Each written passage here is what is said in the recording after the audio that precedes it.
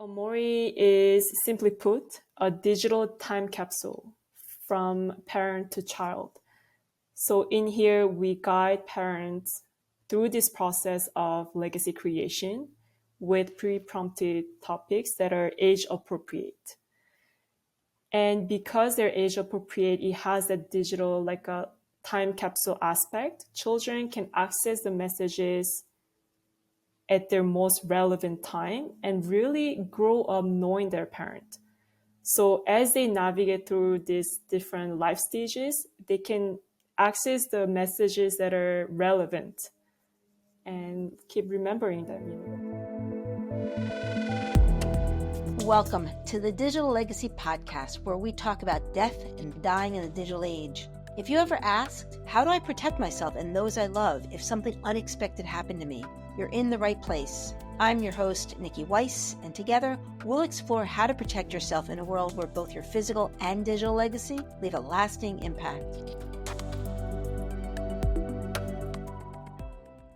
And welcome back to another episode of the Digital Legacy Podcast, where we talk about death and dying in the digital age.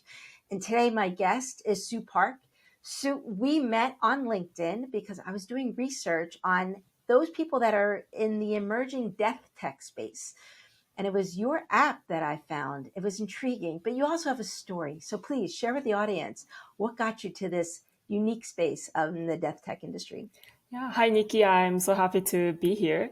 Right now, the product that I'm building is called Amori. But before that, the whole reason why I got into the death and dying space was actually because I lost my mom to breast cancer, and that was in December 2023. And the way she passed was very sudden. Her decline was very quick. And during that time, we didn't really have any conversations around that or any meaningful conversations. And when you notice that the person is declining, then it becomes very awkward to start these conversations. Even stories or memories of her, like memories that she cherished, things like that. It's very difficult. So we lost that chance, and she wasn't able to verbalize her final wishes. We couldn't even say I love you at the end. And yeah, nothing. And that really impacted my whole experience. And also the questions around, did she have support when she had fears around mortality? Did she have someone to talk to, or was she thinking about this? And it was very hard to go through that. And it almost felt like she wasn't ready to die. And that's what really got to me. And in the beginning, the whole reason why I went into death and dying space is for that experience. I had the deep desire to create a better end of life experience for others. And that's how it started. And how old was your mother when she passed? 59. So for you as an adult, you weren't expecting to lose her so soon. No. And it's funny because she had cancer for 4 years, but the whole journey was about supporting her to become better and her recovery. Because it was such a major life event, I almost didn't want that to impact my other aspects of life. So I kept everything as normal as possible. Yeah. Now, I know you're living in Canada, but your mother, it was in Korea, South Korea. Do you feel that it was a cultural experience of not talking about this topic, or really just a humanistic? I think it's humanistic, like perhaps in Korea, but I also hear a lot that in Western cultures, it is taboo, same as in Asian cultures. But I think it's just that fear. We all have this fear around mortality, and that fear is actually always there within us. Like we go in a car, we drive, but we put a seatbelt on because we don't want to die. It's always there. We don't realize it. So I believe that it's everyone, most of people feel that, not just the cultural differences. And your mother, she was in treatment for 4 years. Yeah. Did she always feel, I mean, for 4 years, so she never really talked about the what if or planned Not to be. with me, at least. Mm. Right. And again, was that a cultural experience or her personal? Or you don't know. I mean, I that's, don't know. I mean, maybe that's just it. Maybe that's the conversation. I mean, both you and I lost our parents, too soon. And there are so many words, so many conversations I know I never had with both my mother and father. Now, my father, I was a child, my mother was a young adult, but still. And this was your motivation. So your mother passes, you missed these conversations. And what made you start to think about this digital solution Hmm. of Amore? Right. So in the beginning, I didn't even have this digital product in mind. I just wanted to, what I envisioned was to create a better end of life experience. So what does that mean? It could be a service, it could be a funeral services or anything. But as I was researching and trying to understand what are some of the biggest concerns of people who are navigating a serious illness or at the end of their life, and it confirmed that it's not their health, but it's mostly about their families. And so, you know, being afraid of not of being absent from their lives, and just the possibility that they're not going to be there for their kids, for their families, make things right for them. So understanding that, I then shifted my focus to understanding the experience of children who've lost a parent.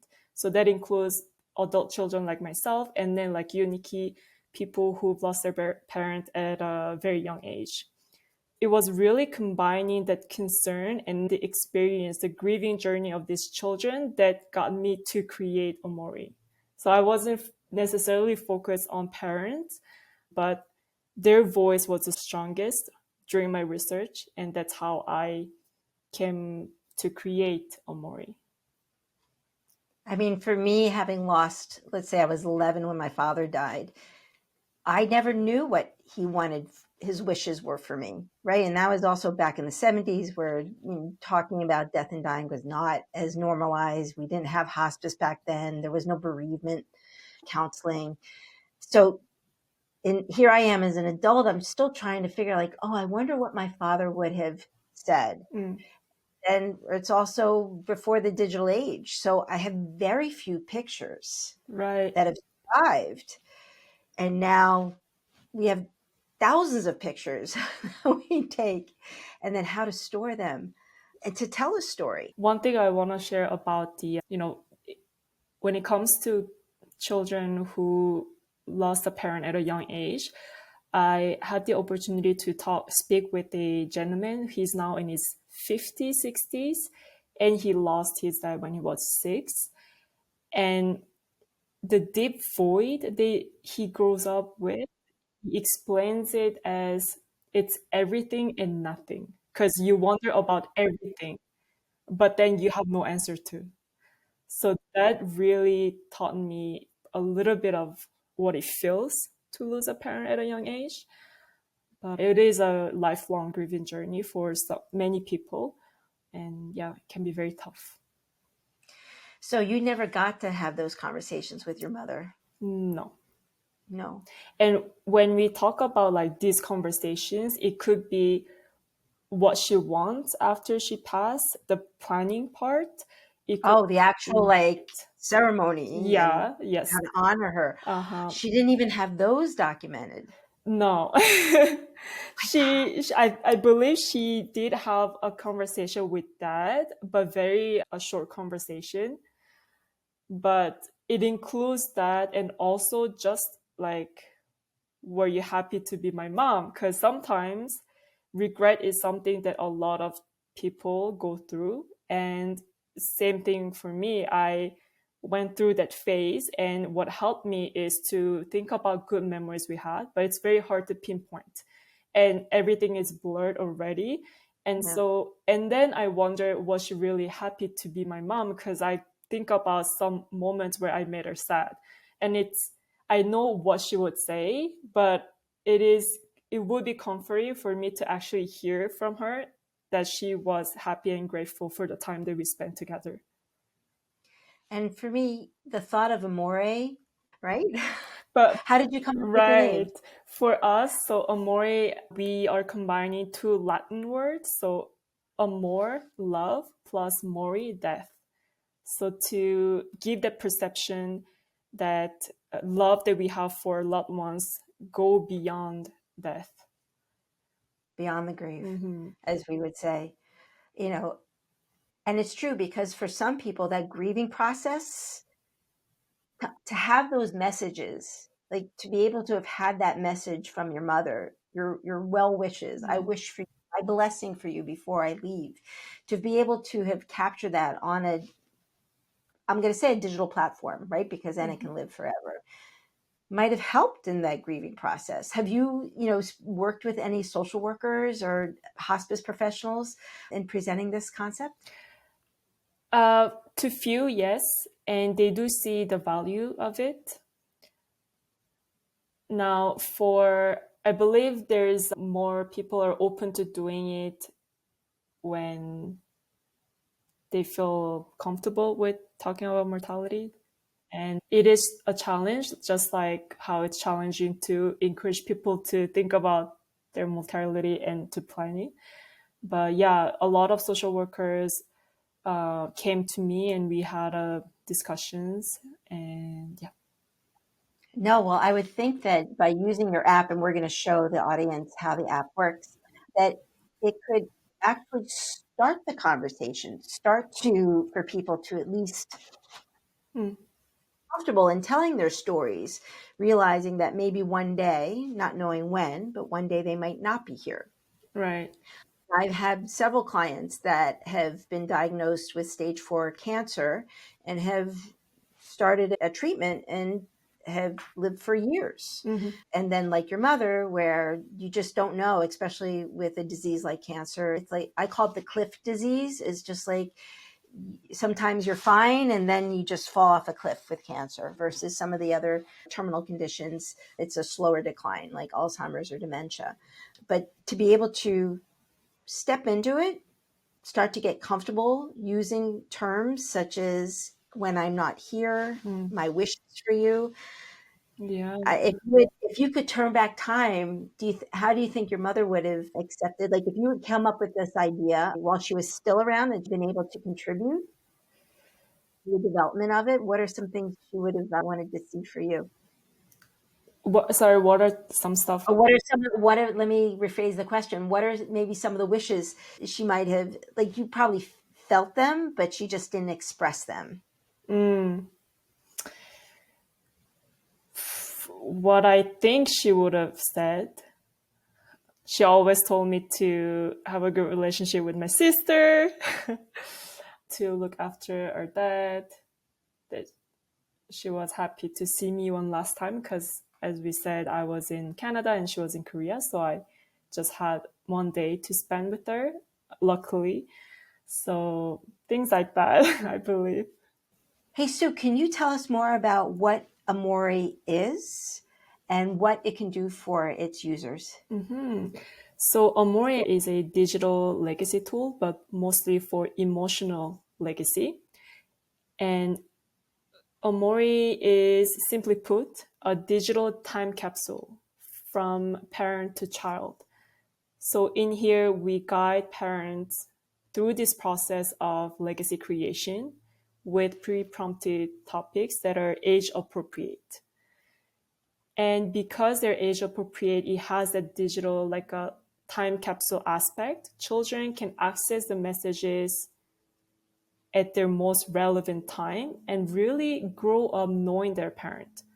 So as they navigate through these different life stages, they can access the messages that are relevant and keep remembering them. And let's define children, right? Mm, We say children, but I what age are told we really talking about, right? So I lost my father at 11, my mother at 21. You lost your mother. How old were you? 30. 30, right? I know people out there that lose their parents when they're in their 60s and 70s, and it's still devastating. Yeah. So your app, you Yeah. should So keep in because mind. Because we have the timeline from toddler to adulthood in all ages, to me, it's if someone has a young children and they're going through a serious illness, for them it will be the right moment to start recording or creating these messages. For even for adult children like myself, it's something that I would have loved to receive from my mom. And not only to remember her, but it would tell me that she was taking her time to think about mortality and to prepare. So that would give me some peace of mind as well. And then I would say some people, some of the users, they are grandparents who record for their grandkids.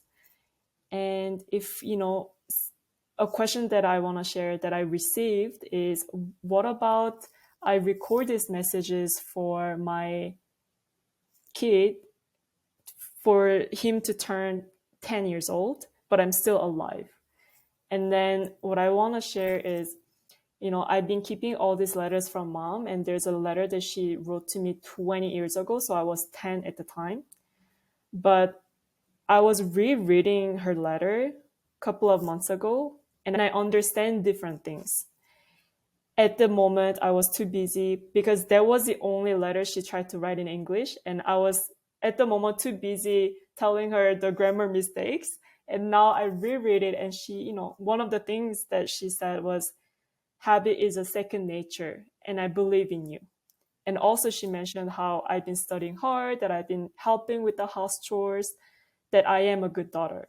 So that reading it now, I'm like, oof, it, it's This is the emotional. letter she wrote when you were 10, and She, now you're reading it as an adult with a very different mindset. right. Hmm. Wow. So to be able for a parent to be able to put a message on Amore, and then for the child, it's just like reading a journal. It's depending on where we are in different stages of our lives, those messages just they have new meaning every time we read it. Hmm. And you can simply document like funny things that your child had said, and you just document a little memory, and then we can revisit later on. And also, if you want to share the message because you're still alive, well, do it, right? And then also, it can also be a gift for later when we all die. And Sue, can you give us a demo of Amore? Yeah, of course. So let's say here we come into the app, we can see all these different timelines from all ages to toddler to adulthood. And so let's say if I have a young child of 5 years old and I want to start recording messages, I can start with preschool, which is from 3 to 5, and start document her life, or I can go start recording for adulthood when she will turn uh, 18 and so on. So when you click, let's say, one age, the age group, we have a short description explaining how each age group understands death and how they process it, and also key development of that age. So what are some important messages that this age should be hearing from their parents? And then here we have some topics, prompted topics that are inspired by people who've lost a parent, so by sons and daughters, and also developed with experts like child psychologists and grief counselors. So you can see, let's go to adulthood. And in adulthood, it's when people start to want to create meaningful relationship with their parent. And it's funny because when I was 18, I didn't necessarily seek to create this meaningful relationship. It's really once they're gone that you start to realize and you want to create that connection. Mm. For adulthood, it's mostly topics around your own memories and how you were when you were growing up, how your parents were. Some of the topics around, it can be a fun topic, like the weirdest thing I believe as a child. It doesn't always have to be so sad or serious, right? We can find joy in those smaller things. And wisdoms like, if you ever get fired from a job, and then you can leave advice on that. Like those inspirational moments where we're living life and it's like, oh, I wish my mother was here to give me that boost of encouragement that only a mother or father can give to their child. Right? Yeah. It's like the message from beyond. Yes. And only we realize it once they're gone. Yeah, it's amazing, Yeah. right? When I was 21 when my mom passed, and so I was like just coming out of my adolescence, and there were so many things I was still like again, with my mother, and it wasn't until I was an adult and a parent myself Yeah. that there was a deeper respect and admiration for the things my mother said to me. So those are messages that you can share on these apps. Yeah, for sure. On And Amore. yeah, and one thing that I want to also share is right now you will find other digital legacy tools, but our goal is not only to leave those messages, but to help you reflect on mortality so you can live today better. And so we are more and more including those reflections into the app. So hopefully with that too, people will start to think about their mortality a little more and not be too afraid of it. And that's why you and I are connected, because we're on that same mindset of live fully, die ready. And at the same time to embrace that this is an aspect of life that we're all going to face. But if we can leave those messages behind with some level of planning, I mean, you have to plan these things. You have to be able to download the app, subscribe to the app, make the messages, utilize it, let your family know, hey, this app is on my phone. Yeah. Is there a way to share these stories? Yeah. So each individual account have a code attached to it. So you can simply share the code. So if you're a child, you will download the app and log in with that code to access those messages. Wonderful. And then is there anything else on your app that you would like to highlight for us? Yeah.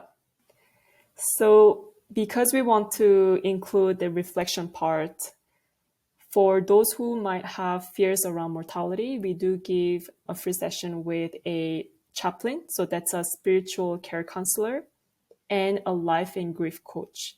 They're going to help you explore these emotions and find peace and comfort when it comes to mortality. So the idea is really, it's a healing journey while you're embracing whether someone is going through a recent diagnosis, because you don't want to wait to the very end. Yeah. You really want to be able to share these stories and these blessings to your children before you get too weak. Right? And before you're not yourself anymore. And oftentimes the family share that they wish to remember when they were still healthy. Or healthier. Yeah. It's all good. Well, thank you so much. And where can people find this as of today? And we're 2025. Where can they find this app available? Yeah, so they can always visit our website, amori.life, and there you can learn more about the app and download from there as well. Perfect. And with that, Sue, thank you so much for joining on this journey. And the website's the best place to find you. Yep. And then certainly on LinkedIn as well. Perfect. And with that, we'll end our conversation here. Thank you so much. Thank you, Niki. All right. Thank you for listening to the Digital Legacy Podcast, where we talk about death and dying in the digital age. I hope this conversation inspired you to take control and plan for the inevitable to protect yourself and those you leave behind. Don't forget to subscribe to our newsletter at digitallegacypodcast.com. Remember, life is full of surprises. What happens after you die shouldn't be. So keep your passwords safe and your playbook up to date.